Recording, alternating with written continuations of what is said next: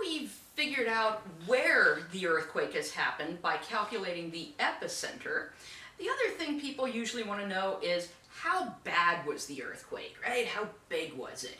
Well, there's different ways of calculating that sort of thing. One thing you might be looking at is the earthquake intensity. And the intensity is a measure of what people feel and the damaging effects of an earthquake at a particular spot. So different locations might have different intensities. If you're right on top of the epicenter, you're probably going to feel it a whole lot worse than people who are like 200 miles away. Now, the way we measure intensity is using something called the Modified Mercalli Intensity Scale. This was developed by Giuseppe Mercalli, an Italian seismologist in the very early 1900s, like 1904 or 03, somewhere around there. And this is a diagram or a chart summarizing the Mercalli Intensity Scale. No, you don't need to memorize it. But the Mercalli Intensity Scale is 1 to 12 using Roman numerals. So if you ever read about an earthquake and it says something like 1906 San Francisco earthquake, and then in Roman numerals it says like 9, well, you know that's the maximum intensity felt in that earthquake. And with using the Modified Mercalli Intensity Scale, we try to take into account things like different structures can withstand earthquakes better. So you'll see in some of these listings, it'll say stuff like slight to moderate damage in well-built ordinary structures, considerable damage in poorly built structures. So we're even looking at, like, was this building designed to withstand an earthquake or was it not designed for that kind of thing? So we do try to account for that. But in any case, this is how we measure things using the Modified Mercalli Intensity Scale. If you are ever in an earthquake, and you want to help out the United States Geological Survey studying that earthquake, what you can do is go to www.usgs.gov, make sure it's .gov, and they'll have like a little place where you can click, did you feel it? And they will ask you a series of questions of what you felt in that earthquake, and you can help geologists devise or study the earthquake using this intensity scale. Now, what this is useful for, why would geologists like your help with that? Well, we can use this to study ancient earthquakes. We can compare modern ones to ancient ones, because when it comes to, you know, those seismometers, they haven't been around that long. Those were developed in the late 1800s. Earthquakes have been going on a lot longer than that. In fact, even in like ancient Rome, earthquakes would happen and people would write about them, and they'd write what they felt and the types of damage that was caused. And so we can then kind of compare a long-term seismic history of an area by looking at what people have written about the ancient earthquakes. We can also use this to determine how local geology affects the intensity of earthquakes. This is the 1906 San Francisco earthquake, showing, this is called a shake map. We have the Modified Mercalli Intensity from 1 to over 10 here. The epicenter of that earthquake was here, but you can see a lot of the worst shaking was felt there. And that has to do with the local geology, and we wouldn't really have noticed that if we hadn't have actually studied the intensity of what was felt. So this is good at seeing how the local geology can affect the intensity of earthquakes. It can also help us estimate future hazards. We can then say, hey, if this similar earthquake was to happen, what are people in California, what do they need to be ready for? Well, if you're living right along here, you better be ready for these very intense things. If you're living in the Central Valley, it's probably not going to be so bad. So it kind of lets you get an idea of what future earthquakes might be like. Now, there are some drawbacks to this. It is a measure in part of what people feel. And, well, I think we all have that panicky friend where one tiny thing happens and it's like the end of the world as we know it. Well, they're going to be like, yeah, it was terrible and my house almost collapsed and all kinds of stuff like that, even if it was a minor earthquake. And then there's my brother who in 1989, different, not the 1906 earthquake of San Francisco, the 1989 earthquake of San Francisco, he slept through it. And so he'd be like, oh, it wasn't so bad. So you will have these outlying data points of what people feel. So what you need to do is gather a lot of data, and then you can make very nice, accurate maps like this one. Or this is one, this is a shake map for the 1811 New Madrid earthquake that occurred down here, right kind of where Arkansas, Missouri, and Tennessee come together. And this shows you that if you were living even in like Chicago, you would be feeling sort of between a 4 and a 5 intensity, which is, you're definitely going to know that you're in an earthquake. And so that lets people know people should be ready for something like that in the future. So the modified Mercalli intensity scale is useful, but it's not the perfect way of measuring the size of an earthquake. Another way you can measure how big or how strong an earthquake is looking at the magnitude. The magnitude is a measure of the energy released in an earthquake. And there's only going to be one magnitude measurement, because when an earthquake happens, a certain amount of energy is going to be released, and that's just it. It doesn't matter where you are. And one way that people are most familiar with measuring the magnitude, because they hear it all the time, is the Richter magnitude. And this was developed by Charles Richter, who was a seismologist who worked in California in the kind of earlier parts of the 20th century. He worked in like 1920s, 30s, that time period. And this magnitude is based on the largest wave recorded by a seismograph, and then you have to correct for distance from the earthquake, because as you get farther away from the earthquake, the waves get smaller. And so what he developed was a very easy way to estimate the magnitude. We have a Richter nomograph right here. A nomograph is a graph where there are 3 things.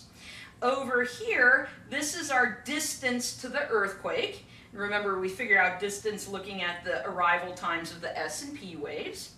Over here, we have the amplitude of the largest earthquake, and in this middle graph, that's the magnitude, that's the energy released. So from our seismograph, we can say, okay, there's our P wave arrival, there's our S wave arrival, that's like 24 seconds, so that's right about here. This earthquake was a little over 200 kilometers away. Then we look at the largest wave recorded, that's the amplitude, all right, that was about 23 millimeters, that's right there. You draw a straight line from the distance to the amplitude, and wherever it crosses, that's the magnitude of the earthquake. So this particular one would have been a magnitude of 5. Once you get used to doing this, you can calculate the magnitude of an earthquake really, really quickly. So this became very popular. However, scientists today don't really like using this way of measuring the magnitude. We don't really like the Richter magnitude. It was specifically designed for use in Southern California and for the types of earthquakes and the types of rocks and things that you have in Southern California. And it's especially, scientists don't like using this because it is not accurate for large earthquakes. It always underestimates the amount of energy released by larger earthquakes. So over the years, scientists have developed a much more accurate way of measuring the magnitude, and measuring the magnitude for any earthquake, any size, anywhere on the planet. And this is called the moment magnitude. The moment magnitude is the preferred scale that scientists use today. And this is based on three things. It's based on the shear strength of rocks. Certain rocks are stronger than others, and so it's going to take more energy to move stronger rocks than other rocks. The surface area of rupture is taken into account, because if we're only moving a tiny area, that's not going to need as much energy than if we move a huge area of rock. And then there's the amount of slip. You know, did our fault move this much? Or was it more like the 1906 San Francisco earthquake where it moved like a few meters, that much? It's going to take more energy to move a greater distance. So we end up getting what's called the moment magnitude equation. One thing I should tell you about earthquakes. Earthquakes are a lot of physics. So this is our moment magnitude equation. MW equals 2/3 log 10 MO, which is the seismic moment, minus 10.7. Well, this seismic moment is mu SD. Well, mu stands for the shear strength of the rocks, S is the surface area of rupture, and D is the displacement, the amount of slip, how far the rocks moved. And so that's what nowadays people use to calculate the energy released in an earthquake because of its accuracy. All right, so when an earthquake actually happens, well, what happens? Two big things ultimately occur in an earthquake. You have the fault displacement, right? That's where things move. And that can cause a lot of damage. And then you have the shaking, the release of those energy waves. And just to show you what fault displacement can do, this is back in 2010. This is an earthquake on the South Island of New Zealand. The fault was right across these railway tracks. And basically when that fault slipped, when it moved, all of a sudden it bent and twisted those railway tracks like that. So the actual movement of the ground and then the shaking of the ground is what the hazards are. But I want to bring up, if you are in the middle of wheat fields of Kansas, where there is like nothing around, and you are in the world's worst earthquake, nothing much is going to happen to you other than you're probably going to fall over. So this ground displacement and the energy waves shaking the earth aren't actually what kills people in an earthquake. What kills people in earthquakes are all the other things that the shaking causes. And that's what we're going to take a look at next. So when the ground starts moving and shaking, it can trigger landslides. We have an entire lecture on landslides, and so I'm not really going to talk about those today. We'll talk about those at a later time. It can cause liquefaction. Liquefaction is where water-saturated sediment that seemed solid starts behaving like a liquid. So imagine these are all nice little soil or sediment particles, and in between those particles it's completely filled with water.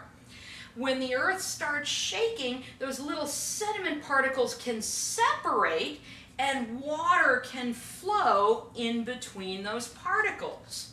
And that makes the sediment act like a liquid. And then eventually when the earth stops shaking, eventually everything's going to settle back down and behave solidly again. Now, what this liquefaction can do is it can cause what are called sand blows. A sand blow occurs when your liquefied sediment is a few meters underground. So here we have this layer of liquefied sediment, and then we have this stuff that stays solid.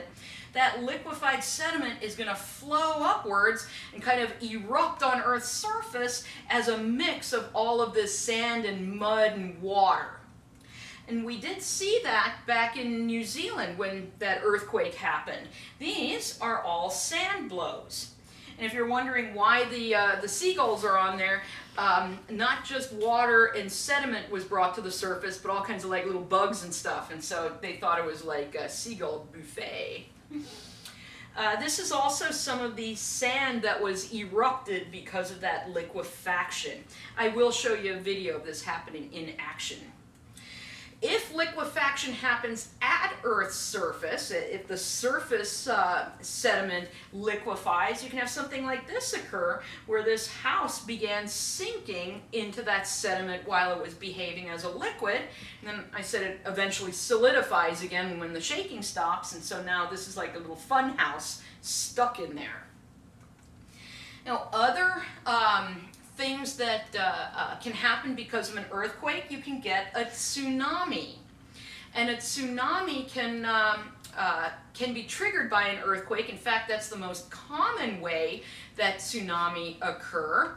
But we also have an entire lecture on tsunami, both caused by earthquakes and other things coming up in the future. So I'm not going to talk about that today. We'll leave that for another day. And then last but not least, we have fire. Oftentimes after earthquakes, you have major fires occur. And that's because, just think about in your house, you probably have a water heater that's natural gas. You might have a furnace that's natural gas. And the way that gas is brought to the house is through pipes. And remember what happened to those railway lines? Now imagine movement on this earthquake could break those pipes carrying this flammable natural gas, and any spark then could ignite a fire. Well, if you have a fire, you usually call the fire department. Well, number one, we've just had an earthquake, so they're probably really, really busy. Number two, that earthquake probably collapsed some bridges, there's debris in all the roadways, and it's going to be really hard to get to your place. Number three, the way you fight fires is with water. How's the water brought to the fire hydrants? In pipes as well. And those are probably going to be broken. So it's once a fire begins in an earthquake, it can be very, very difficult to get it put out. All right, videos on some of the damages caused by earthquakes are going to be next. So let's take a look at what actually happens in an earthquake.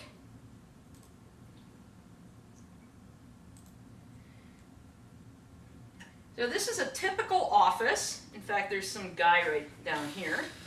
And notice just how much things can move. Oh, there's the guy trying to stand up. When things get shaken in an earthquake. It really sucks to work at 7-Eleven. Clean up on every aisle. All right, so these guys, earthquake begins, right? You can see the lights starting to move and stuff. So these guys want to get out of the building in case it collapses. They're pretty calm about it. These guys aren't quite as calm about it.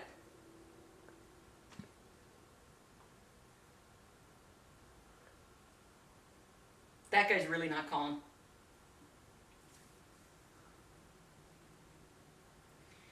Now notice how much the earthquake waves make this is safety glass, make it bend as those waves are traveling through that structure.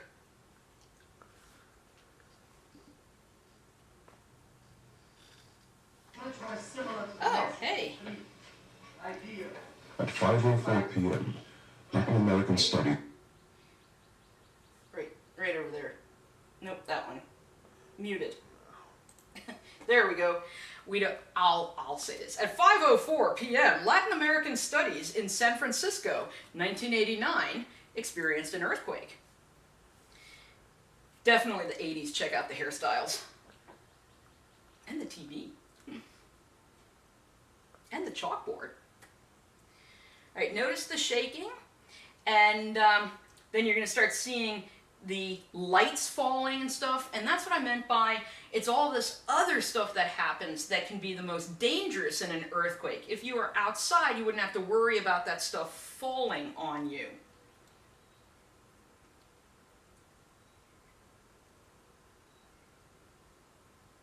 Really bad to be the bartender. Kids do that all the time. I don't think that has anything to do with earthquakes. This is actually the one that disrupted the World Series, and my brother slept through it.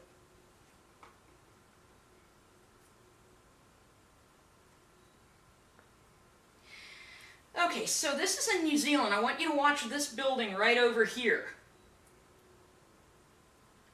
Watch how that crumbles in the shaking. And somehow someone stayed on a bike. Okay, so we see in that a very good bike ability, but that building crumbled and this one here was just fine. We're going to take a look at why that would be. What makes some buildings collapse and other ones be perfectly fine in an earthquake. Now this video is showing a landslide. I said these earthquakes can trigger landslides. See all this dust rising into the air there? That's because the earthquake just happened and the landslide just happened. Look at the size of some of these blocks that came down onto that building there. And like I said, we'll go into more detail of this when we go over landslides. This is in New Zealand, so even though it's been like 2 minutes since the earthquake, they're already cleaning.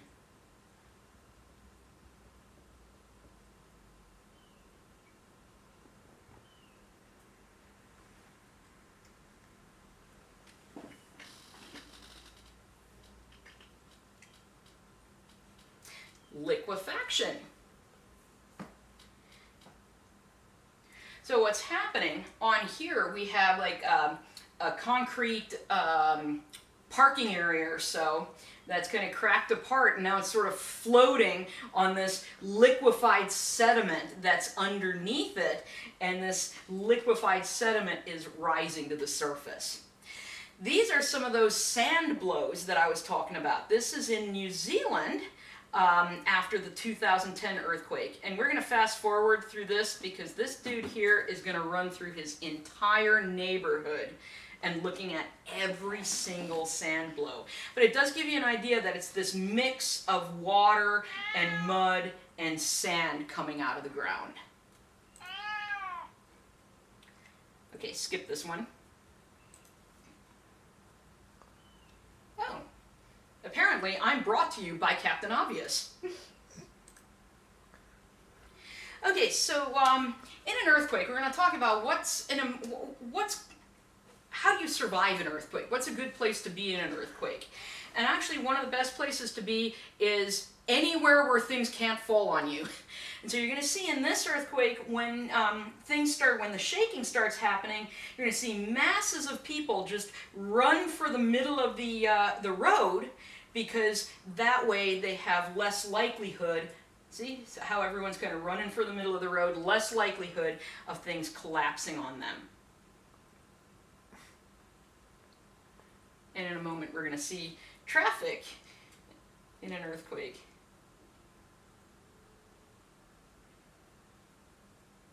If you want to, you can fast forward a little bit.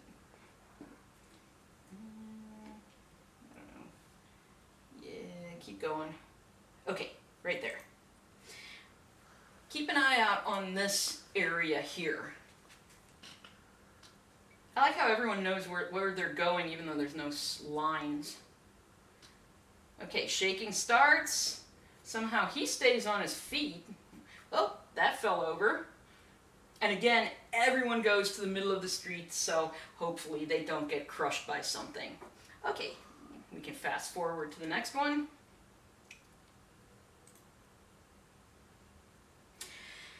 And this is a cat in an earthquake. So we have Salvi the cat right here.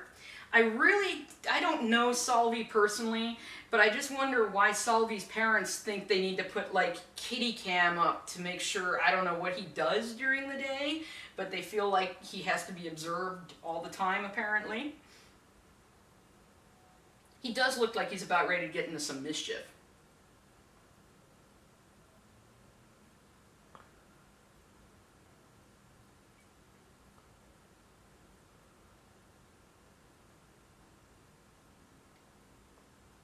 And notice the tree starts shaking, the cat freaks out, and if it's anything like my cats, Salvi's under the bed, and we're not going to see him for like, I don't know, 3 days. Alright, so that's some videos of earthquakes and the hazards associated with earthquakes.